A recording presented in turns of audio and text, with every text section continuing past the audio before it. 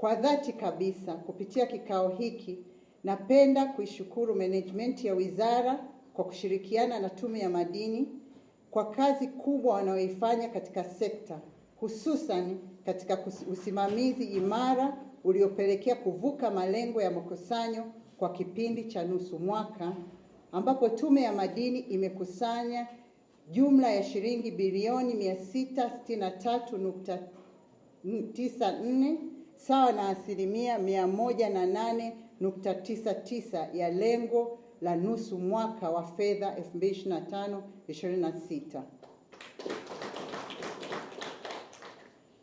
Lengo hili ni shilingi bilioni 599.99 ambalo tunatakiwa kukusanya hadi nusu mwaka.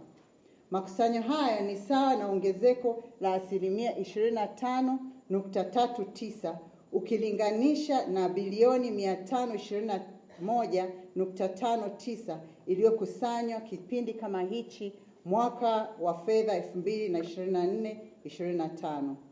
Mheshimiwa mgeni rasmi, mafanikio haya ni matunda ya usimamizi thabiti wa viongozi wa wizara. Tume ya Madini imeweza kupiga hatua hizi kutokana na miongozo yenu ya kimkakati na namna mnavyofuatilia utekelezaji wa maelekezo haya kwa karibu, jambo lililotupa hamasa na kutimiza wajibu wetu kwa uweledi. Watumishi wenzangu, nawasihi tuendelee na moyo huu wa uchapaji kazi kama tulivyoonesha. Tuongeze bidii, uweledi na ubunifu ili tuvuke lengo letu la makusanyo la mwaka huu wa fedha la trilioni 1.2.